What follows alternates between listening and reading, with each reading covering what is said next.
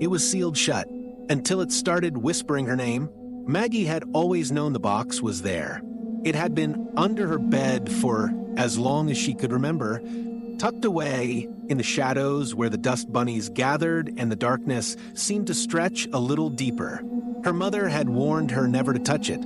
Some things she'd said, her voice low and serious, are better left alone. But Maggie was 19 now, and her mother was gone. The box was just a box, wasn't it? A stupid, old thing wrapped in duct tape and silence. Except it wasn't. The first time she heard it, she thought it was the wind, a soft, rasping sound, like air slipping through a crack in the window, but the windows were closed, and the house was still. Maggie froze, her hand hovering over the box. She'd been cleaning, trying to distract herself from the hollow ache of her mother's absence. When she'd found it again, the box, the forbidden thing, the sound came again, louder this time, a whisper, her name, Maggie. She dropped the dust rag and stumbled back, her heart slamming against her ribs. The voice was faint, but unmistakable. It wasn't coming from the hallway or the closet. It was coming from the box, from under her bed. No, she muttered, shaking her head. No,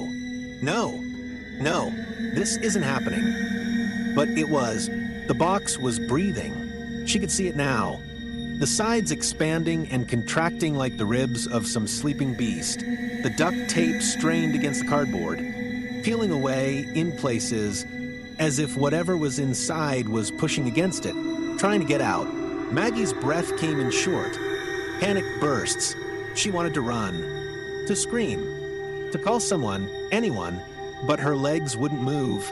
She was rooted to the spot, staring at the box as it whispered her name again. Maggie.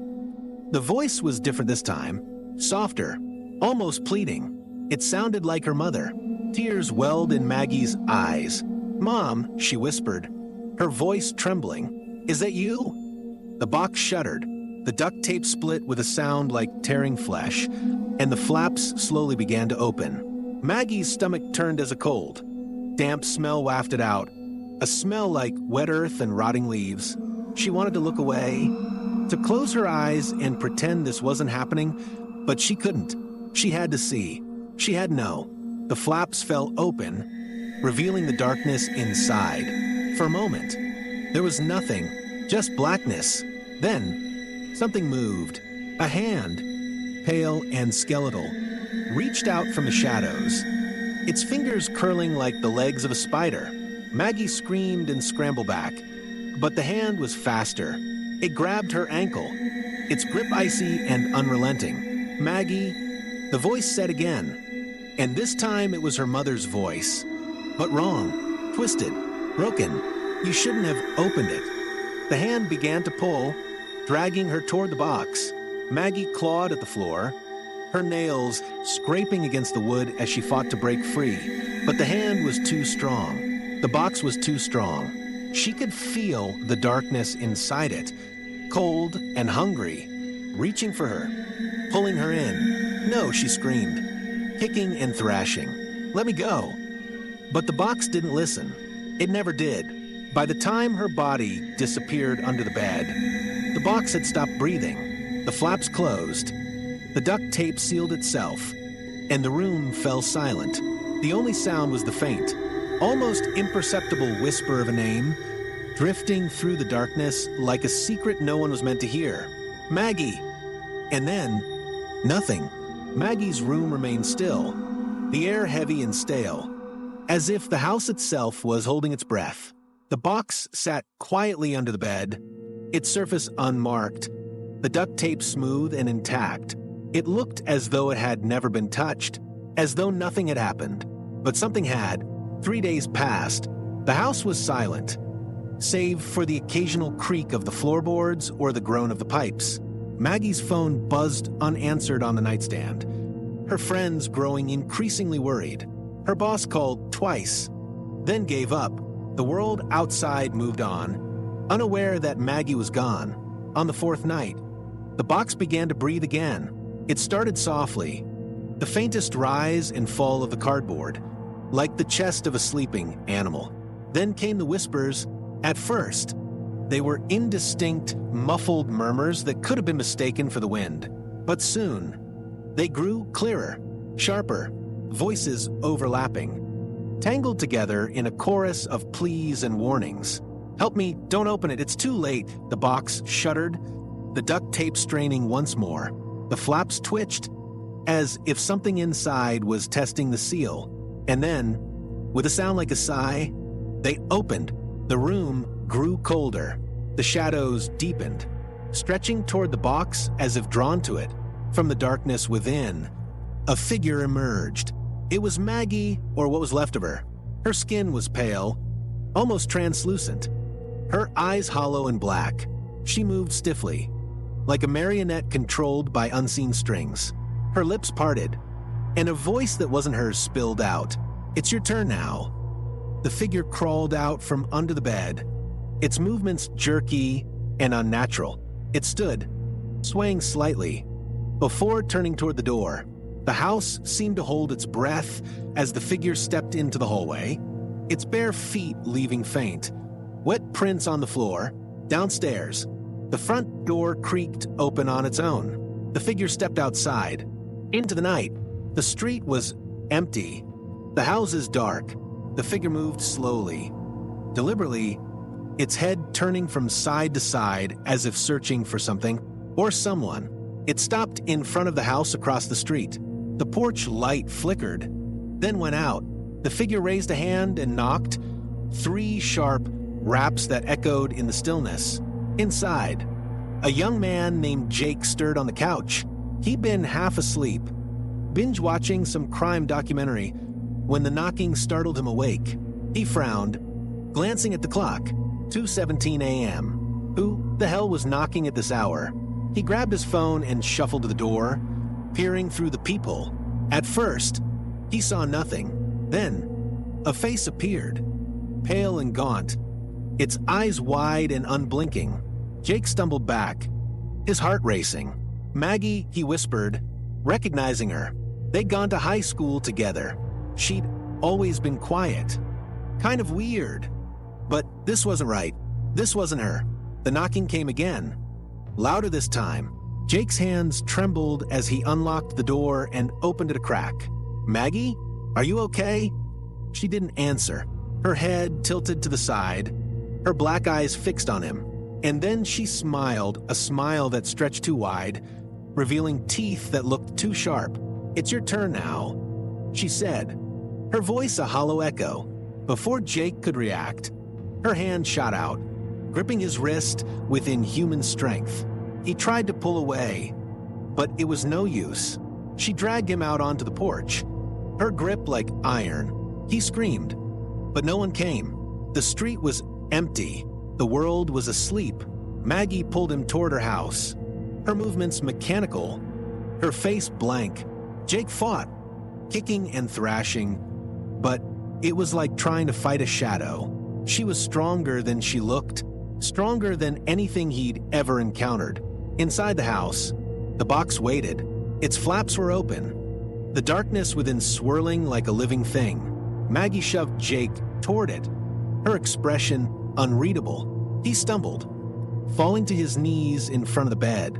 The box seemed to pulse, the whispers growing louder, more insistent. "No," Jake begged, scrambling back. "Please, no." But it was too late. The box reached for him, the darkness wrapping around his legs, pulling him in. He screamed, his voice echoing through the empty house as he was dragged under the bed. The flaps closed, the duct tape sealed itself, and the room fell silent once more. Maggie stood still for a moment, her head tilted as if listening to something only she could hear. Then, she turned and walked back to the door, her movements smooth now, almost graceful. She stepped outside, into the night, and disappeared into the shadows. The box under the bed was quiet again, for now, but it was still breathing. The box waited. It always waited. It had been waiting for years, decades maybe, passing from one person to the next, feeding on their fear, their desperation. Their lives, it didn't care who it took, as long as it was fed. And now, with Jake inside, it was satisfied for a little while. At least, the next morning, the sun rose over the quiet neighborhood, casting long shadows across the empty streets. Maggie's house stood silent and still, its windows dark. Inside, the box under the bed was quiet, the duct tape smooth and unbroken. There was no sign of Jake, no sign of Maggie, just the faint, lingering smell of damp earth and decay. Across the street, Jake's roommate, Chris, woke up to an empty house. He'd been out late the night before and hadn't heard the knocking, hadn't seen Maggie at the door. All he knew was that Jake was gone.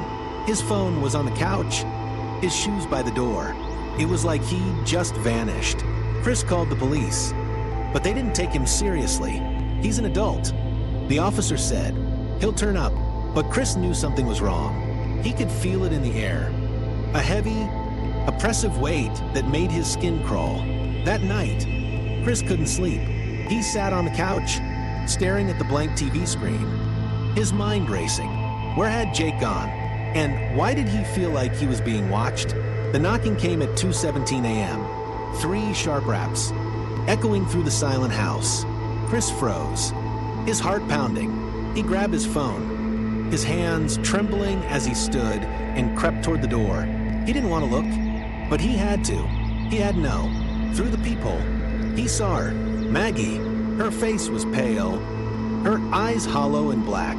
She smiled, her lips stretching too wide, and raised a hand to knock again. Chris stumbled back, his breath coming in short. Panic gasps. No. He whispered. No. No. No. The knocking came again, louder this time. Chris backed away, his mind racing. He couldn't open the door. He couldn't let her in. But what if she didn't need to be let in? What if she could just take him? He turned and ran, bolting up the stairs to his room. He slammed the door shut and locked it, his hands shaking so badly he could barely turn the knob. He pressed his back against the door, listening. The house was silent, too silent, and then he heard it, a soft, rasping sound, like air slipping through a crack. It was coming from under his bed. Chris's blood ran cold. He stared at the bed, his heart pounding in his chest. The sound grew louder, more distinct, a whisper. His name, Chris. He wanted to scream, to run, but his legs wouldn't move. He was rooted to the spot, staring at the darkness under the bed. The box was there. He didn't know how he knew, but he did. It was waiting for him. The flaps opened, the duct tape peeling away with a sound like tearing flesh. The darkness inside seemed to pulse, to breathe. Chris could feel it reaching for him, cold and hungry. No, he whispered, shaking his head. Please, no. But the box didn't listen. It never did. The darkness wrapped around his legs, pulling him down. He screamed, clawing at the floor, but it was no use. The box was too strong. It dragged him under the bed, into the darkness, and the flaps closed behind him. The room fell silent. The box was still again, the duct tape smooth and unbroken. It waited, patient and hungry, for the next one. The next morning, the sun rose over the quiet neighborhood. The houses stood silent and still, their windows dark. Inside Maggie's house, the box under the bed was quiet, for now, but it was still breathing.